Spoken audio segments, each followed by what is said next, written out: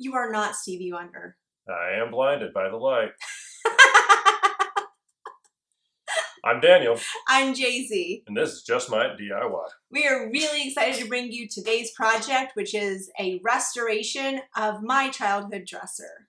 Unlike our typical format of upcycling or completely rehashing whatever we get our hands on, this is actually trying to bring something back to its former glory of 41 years ago. Yes. This was quite the doozy of a project, lots of things that needed to be repaired, and so we're going to jump right into it right now. I grew up with this dresser and have had it for about the last 10 years, too overwhelmed to redo it myself. It has broken corners, torn up veneer, broken insides, and so much more. So we start by removing the hardware and giving it a good vacuum out from the years of cobwebs. Of course, a good cleaning to get the years of gunk off of it. We're using Simple Green on this. It was really good at removing a lot of that grime that had built up. So everything got a good wipe down.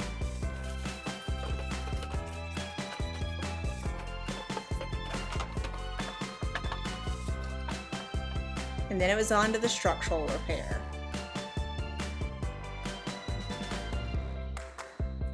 We're laying a piece of cardboard down for the top of the dresser to lay on so we don't cause any cement abrasions on it. And we began to work on our subframe in order for us to be able to install the feet we wish to see it rest on. Yeah, this dresser was really short because it was a kid's dresser, so we definitely needed it to be taller. That way it can be an adult's dresser. At some point in time, this particular piece of furniture had been dragged across carpet with a full load, and it tore some of the wall you see us trying to repair right here. We are gluing it up and ratcheting it together.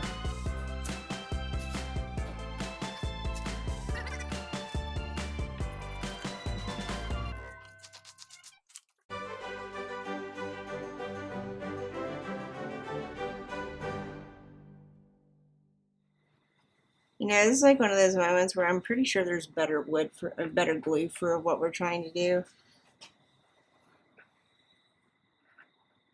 There's better glue for wood than wood glue.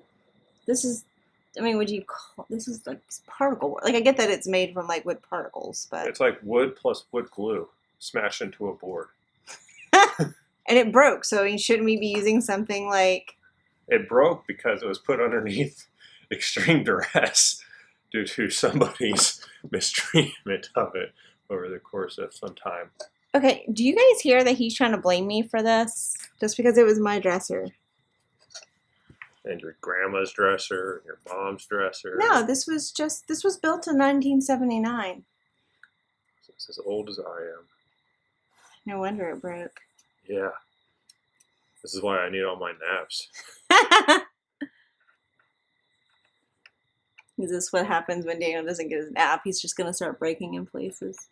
Okay, I think that's as much glue as getting there. Oh, cool. You can do that whole seam there, too.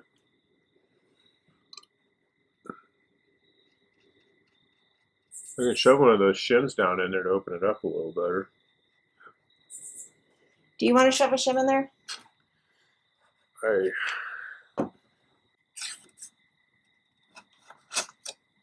Helpful. Oh my god, you're going to glue the shim to it?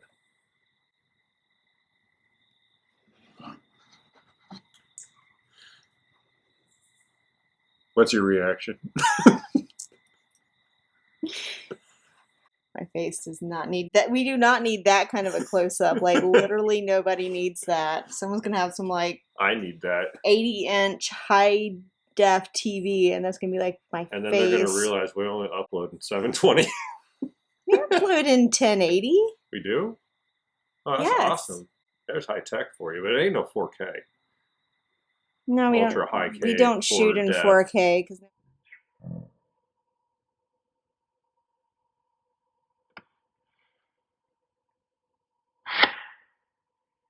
kidding. Right? It's for the vampires. You want to watch right here as it pulls together. Sure. You get the idea that it's ratcheting, but because it's a ratchet clamp.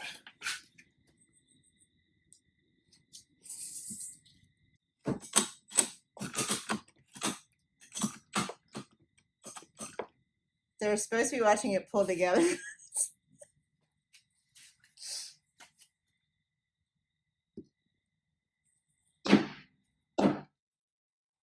Look at that, it pulled together. What a freaking miracle. I don't think that's how that was supposed to work. Yes, it is. Don't you judge me. I'm judging you. I am Thor. You are not Thor. No, this is Thor's hammer. That is not Thor's hammer. Mjolnir or whatever. That is Jay-Z's mallet. Fine,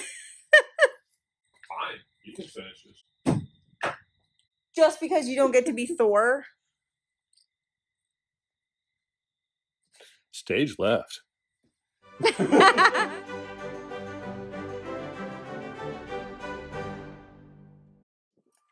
As we clamp some of the broken pieces together to allow the wood glue to set, we measure the distance from the bottom, the top, whatever you want to call it, to the height of the board, half the distance that the board is thick, and place a couple of points that we wish to use screws to reinforce the glue, which is being held in place by ratchet straps. And those, what do you call those? Wedges. Shims. Thank you. Shims. Yes. So we're drilling some pilot holes here, which will help the screws go in a lot nicer. Little countersink for the heads of the screws. You definitely don't want those sticking out. And remember to turn the torque setting down on your drills. You don't want to be busting screws off with the head sticking out and then having to spend half an hour, which we're not showing you, digging it out of the framework itself. Cutting a subframe to fit inside the bottom of the dresser. This is what the legs will be mounted to. So we saw with the condition of the bottom of the dresser, it just wasn't going to be strong enough to support 4 legs. So a 2x4, miter saw, and Daniel's math skills, and we're able to reinforce that properly. A test fit, make sure that we got a nice tight even setup. We use a pocket hole jig to screw it all together. Yep. Luckily, since this was not going to be seen on the dresser, this was all going to be inside, we could use the butt joints and pocket holes and not worry about what the joinery looked like. Upon a test of it going in, we discovered that we needed to make a couple of adjustments for the original framework of the dresser. Keep in mind, this is in real time. This is not fast forwarded at all right now. Liar. He is his own power tool. I am a machine, baby.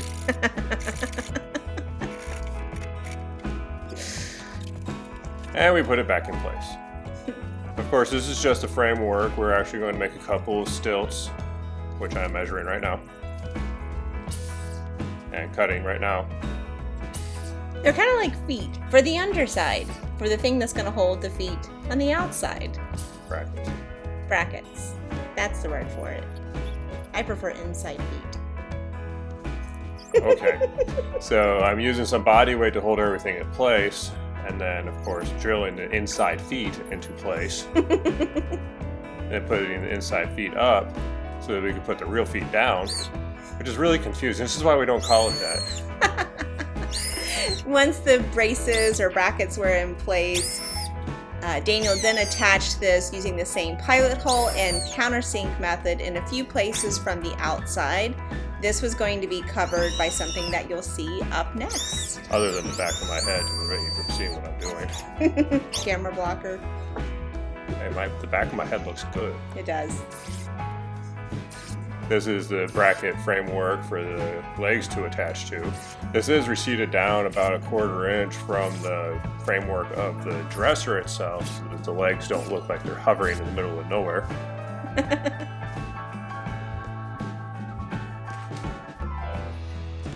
We are introducing some base molding to the design of this to cover up some of the breaking veneer and screw holes that we left in it to do our repair work. Mm-hmm. A little skill saw later. Some more skill saw. And then the miter saw.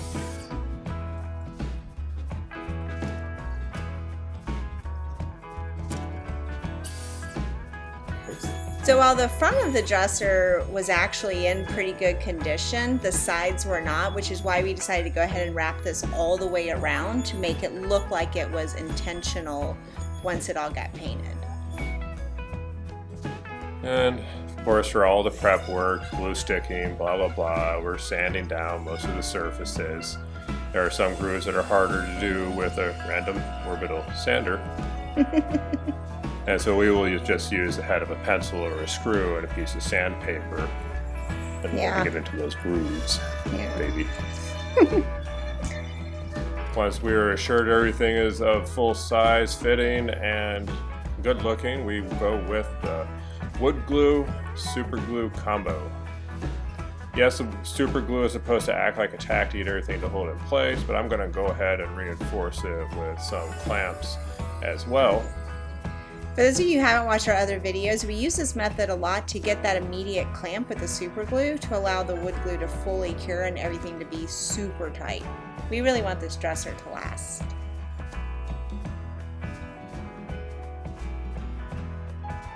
While the front board sets, of course, I am preparing for the side boards. Kind of like cyborgs. That's why I enunciated, because you went after me on one of those previous videos. Portal. Some of the glue does seep out, so I go ahead and use the head of screw with a shop towel and just give it a nice clean up. Yep. The veneer was a little broken on these rounded corners, so I went ahead and added some wood filler so that could be setting, and then also filled in the little gaps between the new boards at the bottom and the original corners, just to make sure everything looked nice and smooth once we painted it. Fixing the drawers. Yes. So now 2 drawers have broken corners. This one was the worst because it was actually broken all along the bottom. And it was Jay-Z's favorite drawer. Apparently. I don't know what happened to this thing, but we're going to fix it. And we're going to start with some wood glue in that crack and use some clamps to set that up. And then once we get that all cleaned up for what seeped out, we are going to do something that we have never done before. We're going to make a mold of a good corner on one of the drawers. And so we're taking some Vaseline, rubbing that on to be like a mold release. And then we're using a hot glue gun to create our mold, trying to stay on top of where that Vaseline is. Now you'll see this does drip quite a bit. I had the glue gun on the high temp setting, and I eventually put it down to the lower temp setting, which made it drip less, but we got it all on there, front, back, sides, and left it to cure a little too long. You should really only leave that for about 30 minutes. Any longer, which we actually ended up Netflixing and leaving it overnight, and this happened. It was really challenging to get this mold off. I think even on a good day with 30 minutes setting, it is still going to pull up some of the original paint. We didn't care about that because we're going to repaint this whole thing anyway, but you guys should know that it will pull up some original paint.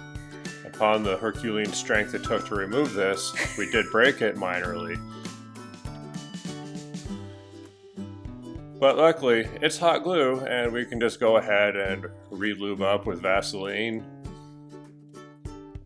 Mm-hmm. And then refinish it with that not so hot glue. Mm-hmm. You're just putting the original one back on.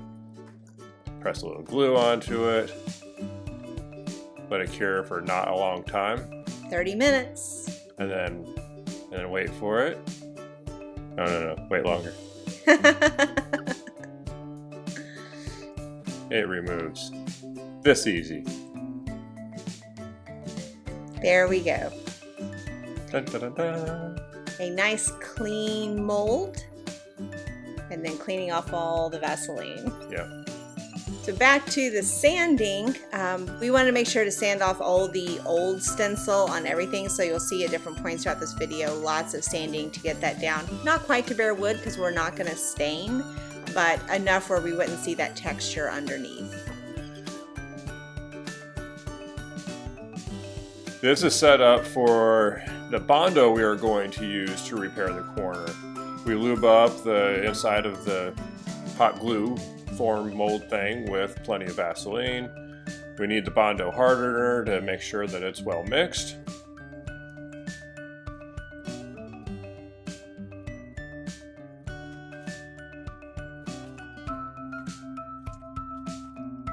And then you will see these outlines. It is a 3-inch circle to a 3-inch strip of hardener.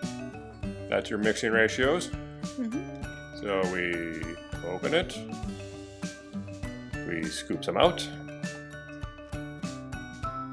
1, 2, 3. Do your strip. Close everything up. And mix fast. This stuff cures and stinks. So use open air environment. It cures quickly. So be ready with your mold. Slap it on. Slap the mold on. Massage it in really well. It's better if you have a massage degree. And wash the back of your elbow. Camera blocker. Note that we're using the Bondo Auto Body Repair. That's the one we'd seen in someone else's video and found that it did work really well. Now we're only showing you one corner from most of this, but we are working on 2 different dresser corners here, just so you know. It's the auto body experience.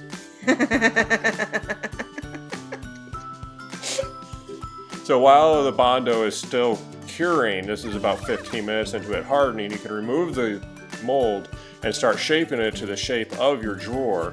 Sanding, cutting, whatever you need, but be gentle. It is still mildly soft and is shapeable, and it is highly influenceable. Malleable.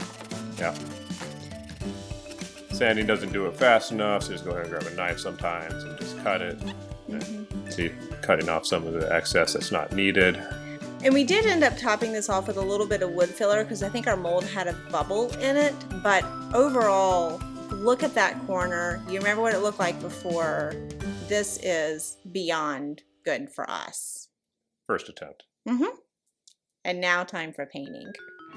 Again, that stenciling gunks up your sandpaper, so maybe using something that removes it a little bit more aggressively and then sanding smooth would be a good option if you care to save your sandpaper.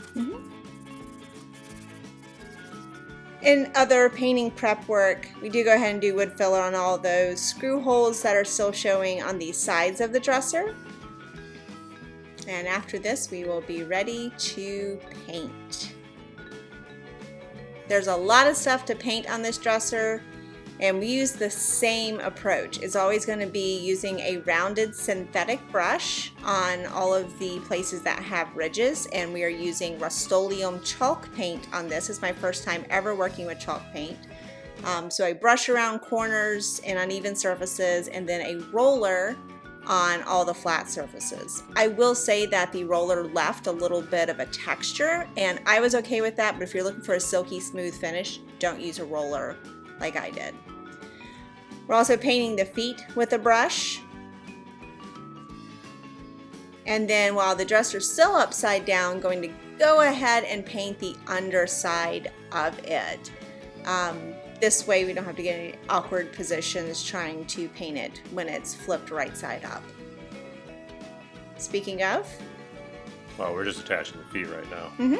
we put the feet on and then flipped it right side up. So again, with that Herculean strength. He's good to have around. And it is upside right and ready to be finished painting. Again with the brush and all the corners and the roller. With this chalk paint, I did end up going through a full quart of paint, and I was surprised, but it took 2 or 3 coats to do this whole dresser, and I loved the finish, but it was definitely I was expecting 2 coats, but ended up doing about 3 in most places. But I do like the finishes, that super chalky matte finish.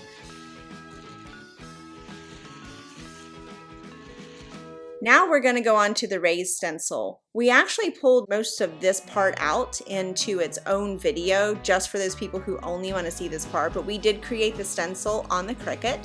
And you'll see here I'm securing the stencil down very firmly and covering up any holes that were in the stencil vinyl.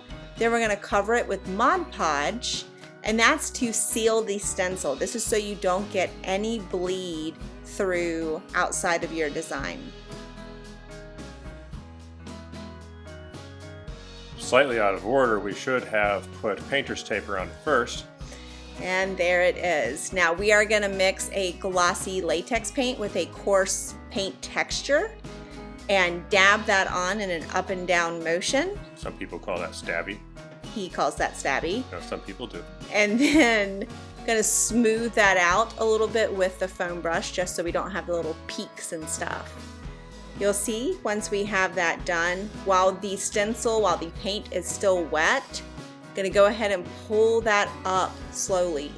We did not want this to dry because it might attach and chip some things. Pulling it off wet worked beautifully, and now we have a color on color raised stencil to add a coastal touch with elegance.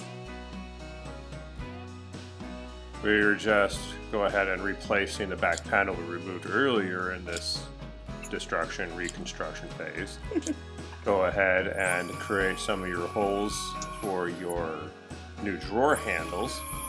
We did pre-measure all these things, so you're just generally centering them up on the drawer and then try and drill straight down in order to make sure it actually makes a good looking drawer handle. And these are dot cleats, yet another nod to the coastal theme. Touching up some of the hardware with paint to match the paint job of the rest of everything else. And reassembly of the hardware in order to actually put the door back on the dresser. I mean, tightening everything up, the wrench on the back, screwdriver on the front on the door handle.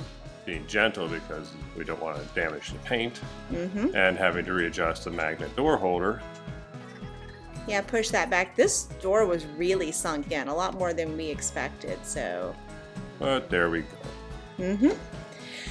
Now, while I want the matte finish on most of the dresser, the top is going to get a little more wear, and so I did want to protect it. I didn't want to use the chalk paint wax because apparently you have to keep doing that every 6 months. So I'm going with a water-based polyacrylic and going to paint that on with a synthetic paintbrush, moving quickly because this does dry pretty fast, and always using a leading wet edge and watching the drips here.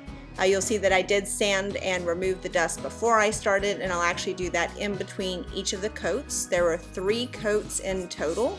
On the last coat, because I was seeing some brush strokes, I did end up using a foam brush instead. Just with foam brushes, you do have to watch out for little pieces of foam ending up in your finish. And now we've done it. The coastal themed dresser, which will live in the guest room, which is the Caribbean room in this house.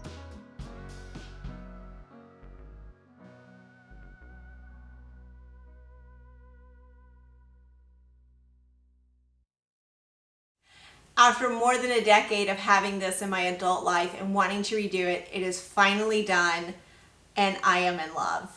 We learned a lot of new skills along the way. I hope that y'all learned a couple of things too, and if you liked the journey, feel free to click that like button, of course subscribe and ring the bell afterwards, and who knows, there might be way too many materials to list down below, but you can take a look anyways. If you're not watching this on our website, head over to justmydiy.com for more. Thanks for watching. You are not Stevie still.